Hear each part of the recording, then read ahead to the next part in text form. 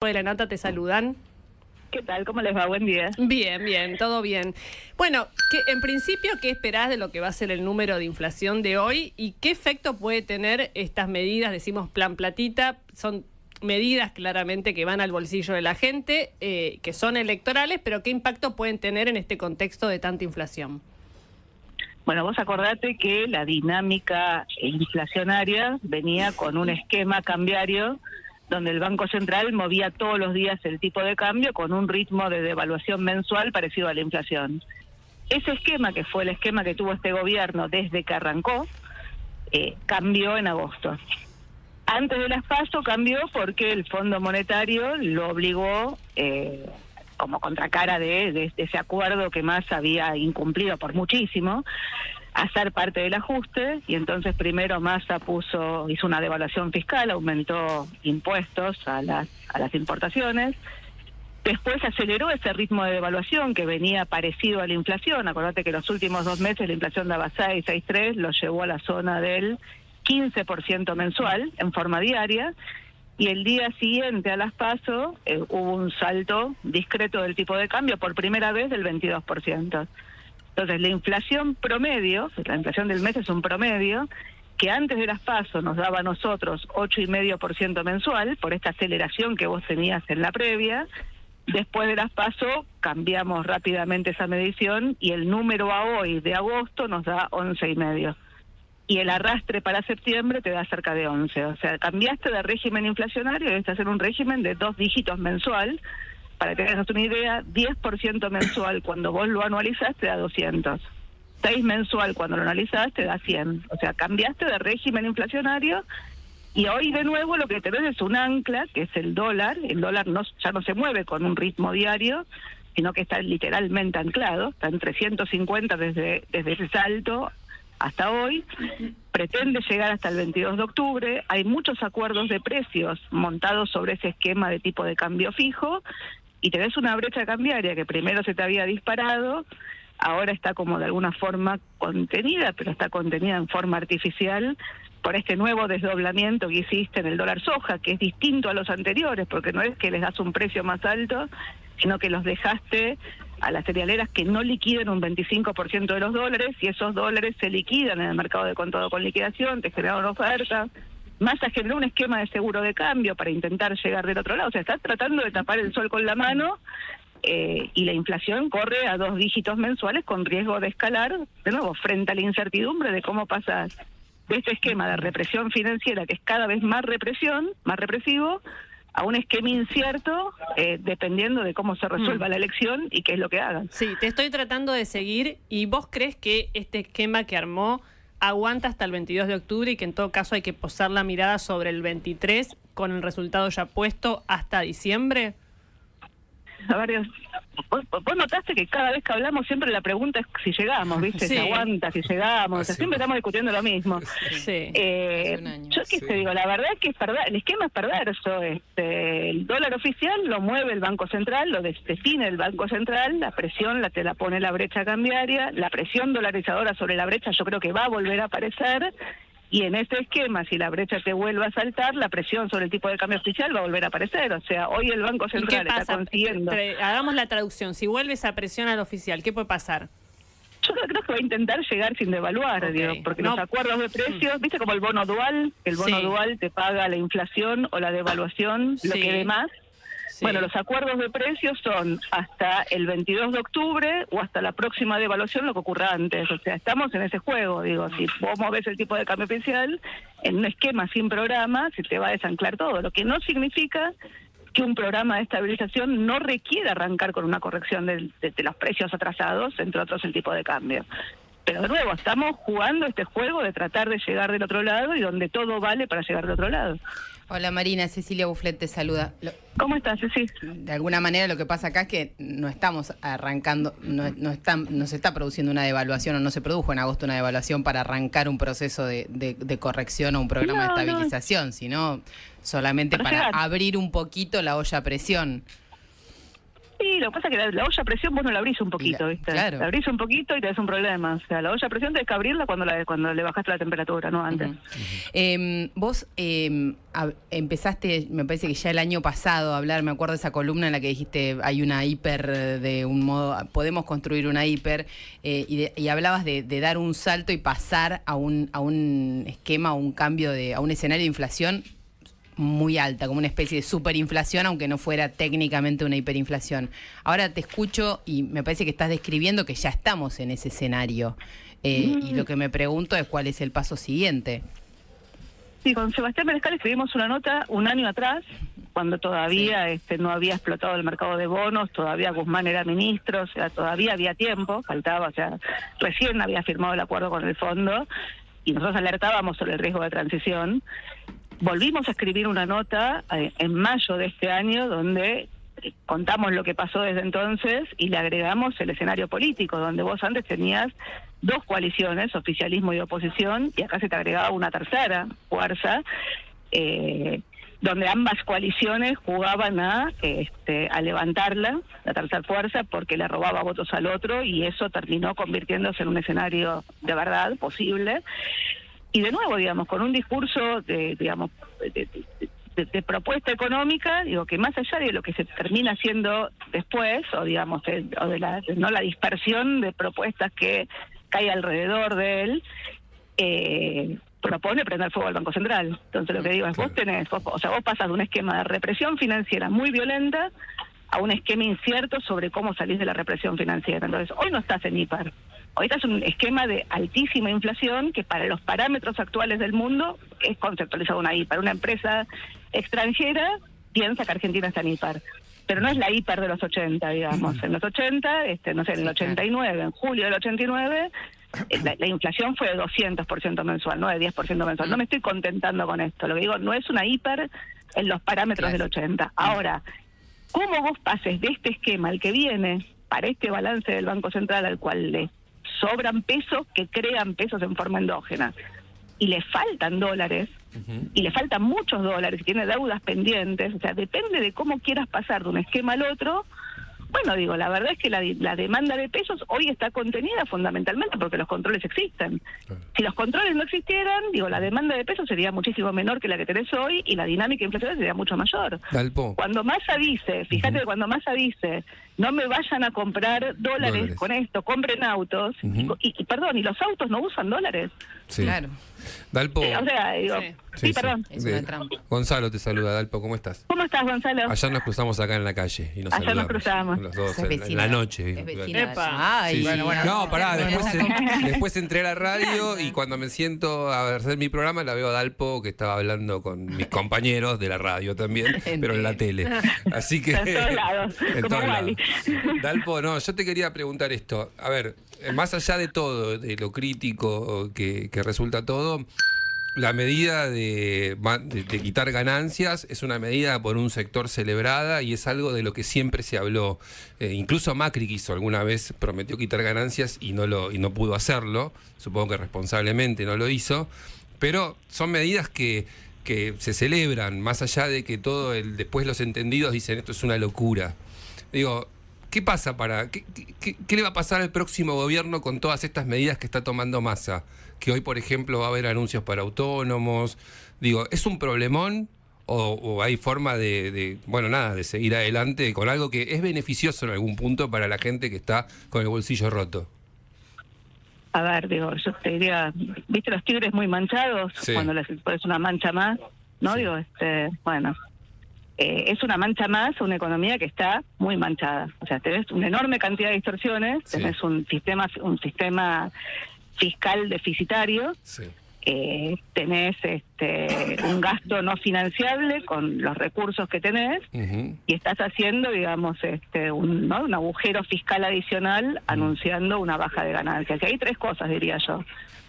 La primera es que esto va al revés de los sistemas tributarios normales. Los sistemas tributarios normales tienen impuesto a los ingresos. Eso se llama ganancias, se llama ingresos. Los países de la OCDE recaudan 8 puntos de impuesto a los ingresos sobre las personas. En Argentina se recaudaba hasta ahora 2,5 puntos. los países de la OCDE recaudan 2,5 puntos sobre las empresas y acá se recauda 2,5 puntos sobre las empresas. O sea, estás yendo al revés de donde va el mundo.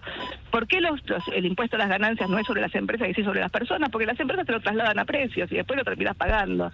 O sea, finalmente queda cruzado en el sistema de precios. El impuesto a las ganancias es un impuesto mucho más progresivo que el IVA. O sea, es un impuesto a los ingresos y un impuesto al consumo. Ahora, cuando vos tenés los ingresos tan erosionados como los tenés, bueno, y tenés una tablita de ganancias totalmente erosionada, de estructura del impuesto totalmente erosionada por la inflación, bueno, la verdad es que los que están alcanzados por el impuesto terminan pagando alícuotas que son confiscatorias. O sea, el esquema de impuesto a las ganancias en la Argentina funciona mal, no porque estuviera mal pensado el impuesto original, más allá del nombre, sino porque la aceleración inflacionaria a estos niveles te revienta el esquema. Pero es un tercer punto, que es que el impuesto es un impuesto coparticipable, con lo cual cuando vos tomás una decisión de este tipo, desfinanciás a la nación, pero desfinanciás a las provincias te lo van a judicializar y te van a ganar, con lo cual el agujero a la nación es todavía mayor. Entonces, lo que digo es, sí, le vas a poner un poco de plata en el bolsillo a algunos, yo creo que esto va a llegar, un mes va a ser. Si lo querés indexar, yo creo que es un delirio, indexarlo en estos niveles de ingreso mínimo es un delirio, o sea, vas a reventar el impuesto y vas a tener que volver a discutir el esquema tributario, Desde el punto de vista de cuántos pesos volcás a la economía, la verdad que dada la creación endógena de pesos por los pasivos remunerados, esto es una mancha más, ¿viste? O sea, tampoco esto te cambia, pero de nuevo, no es que esto no sea, es gravísimo lo que estás haciendo. O sea, estás tomando una decisión estructural sobre el esquema tributario para tratar de mejorarle un poquito los ingresos a un segmento de la población que probablemente no te vote, independientemente, o sea, el esquema es perverso. O sea, pero independientemente de eso, o sea, vos estás tomando una medida estructural para resolver un problema coyuntural, lo cual eso está mal siempre. Marina, ahora, todo este paquete, porque hoy, probablemente se anuncie una convocatoria para subir el salario mínimo vital y móvil, que eso le va a pegar en un aumento a la UH, al potenciar a todos los planes sociales y algunas medidas más, ¿no? Pero todo ese paquete para intentar alentar el consumo, cuando no tenés dólares para importar y para aumentar la oferta de los que van a consumir, ¿cómo le pega a la actividad económica? ¿Le puede dar un margen de que repunte un poco la actividad estos 2 meses o al revés, es más recesivo, digamos? A ver, cuando la inflación corre el ritmo que corre, si los ingresos no corren atrás de la inflación, le están perdiendo capacidad de compra. O sea, acá no estás mejorándole la posición, sino que estás evitando que se empeore, dependiendo de cuánto lo subas. Sí. El nivel de actividad en Argentina, obviamente, con la pulverización que estás teniendo en los ingresos como contracara de la aceleración inflacionaria, tiende a resentirse. Pero yo insisto, el problema sigue siendo más un problema de oferta que un problema de demanda. Hoy aquel que tiene pesos en el bolsillo sale y los consume. Claro. Obviamente tenés problemas distributivos detrás, que son muy perversos. Ahora, del otro lado, la verdad es que no tenés dólares. Entonces, vuelvo al ejemplo de no me compren dólares, cómprenme autos. ¿Alguien trató de comprar un auto? Y sí, claro. No, imposible. Vas a comprar un auto y te ponen en lista de espera para dentro de 4 meses, y dentro de 4 meses al precio abierto. Y nos muestran la foto de Zárate llena de autos que no se pueden ingresar al país. Sí. Bueno, entonces lo que digo es, hay un problema estructural en el funcionamiento de la economía. Vos vas a tener que ir a un programa de estabilización que va a tener una combinación entre perpetuar el status quo, que yo creo que no se puede, no se debe, un esquema de licuación o un esquema de reestructuración, y es lo que estamos discutiendo todo el tiempo, y lo estamos discutiendo a cielo abierto en mitad de una campaña electoral donde las propuestas son estrafalarias, Cuando vos es que leí en distintas crónicas a partir del viaje que hicieron allegados, parte del equipo económico de Javier Milei a Estados Unidos, que digamos, al gobierno le iba a ir tan mal después del resultado electoral que lo que iba a pasar es que, se la iba a poner el gobierno y se iba a terminar licuando todo, con lo cual en su asunción, si eventualmente ganara, sería más fácil ese punto de arranque. Estoy haciendo una simplificación de lo que trascendió, de lo que pasó allá. Eso es erróneo. Pero la licuación permanente se lleva a caminos desconocidos, y ya lo vimos. El dólar arrancó en 17 pesos cuando arrancó la toma de ganancias contra Argentina a fines de 2017, y llegó a, no sé, ¿cuánto vale hoy? 700 y pico de pesos, tocó 800 pesos, arriba de 800 pesos la semana pasada, hace 2 semanas atrás. Entonces lo que digo es, pensar que la aceleración de la inflación te va a resolver los problemas es mentira. No, sí, pero, es cierto que perdón, Marina, ahora, una aceleración de la inflación no juega a favor de un escenario de dolarización. Yo lo que digo es, a ver, vamos por partes, digo, el régimen monetario es uno de los puntos de un programa de estabilización. Bueno, sí. El régimen monetario no es un programa de estabilización. La convertibilidad llegó en abril del 91, Menem había asumido en julio del 89, 2 años después. Imagínate que en ese momento los gobiernos duraban 6 años y Menem asumió 6 meses antes. Hoy los gobiernos duran 4 años, en los 2 años de elección de medio término. ¿Sí? Entonces lo que digo es, en ese momento para llegar a la convertibilidad vos tuviste una hiperinflación, que fue la transición desordenada entre el gobierno de Alfonsín y el Menem con patillas, no el Menem estadista que vino después, al cual todos le quieren parecer. Después tuviste un plan Bonex 6 meses después, que terminó tan mal el plan Bonex que te corrió una segunda hiperinflación porque los australes quedaron afuera del empaquetamiento de los australes en ese momento. Recién un año después, o sea, el plan Bonex fue en diciembre del 89, tuviste una hiperinflación el primer trimestre del 90, y la convertibilidad llegó en abril del 91. Entonces lo que digo, y además tenías en esa transición, vos tuviste un acuerdo político entre Alfonsín y Menem para pasar 2 leyes por el Congreso, que fueron la de reforma del Estado y la de emergencia económica. Y en el medio, digo, los argentinos sufrieron enormemente, digo, la demanda de la sociedad en ese momento era bajame la inflación. 10 años después, en el 2001, la gente se había olvidado de la inflación y la demanda de la sociedad era bajame el desempleo. Entonces, la convertibilidad fue muy exitosa para bajarte la inflación rápido y remonetizar rápido la economía. Pero el resto de los países de la región no usaron la convertibilidad, usaron programas de estabilización. ¿Sí? Que cuando el shock de dólar fuerte y tasas altas de interés en el mundo los complicó, devaluaron. Brasil devaluó en el año 99 y fue lo que terminó matando la convertibilidad recién 3 años después. Entonces lo que digo es, no busquemos soluciones fáciles. El problema es complejo. La dolarización, digo, es una palabra, digamos, que electoralmente funciona, pero que en Argentina la convertibilidad terminó siendo un lastre cuando el mundo jugó en contra. Siempre prestamista de última instancia, los esquemas de tipo de cambio fijo son un problema. En Argentina se fue el 20% de los depósitos de los bancos en el último año de la convertibilidad y terminamos en el corralito. En Grecia, con un régimen de no dolarización, ¿no? Digamos, adoptando el euro, sí, se fue el 50% de los depósitos y tuvo un prestamista de última instancia que le financió la corrida y el ajuste nominal llegó a buen puerto. Entonces, lo que digo, se hace en un mundo donde las monedas fluctúan. Yo siempre pongo el mismo ejemplo.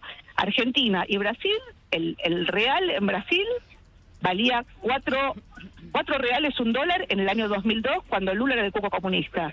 El peso en Argentina valía 4 pesos un dólar en 2002, digamos, cuando del pico no digamos, la salida de la convertibilidad. Valían lo mismo.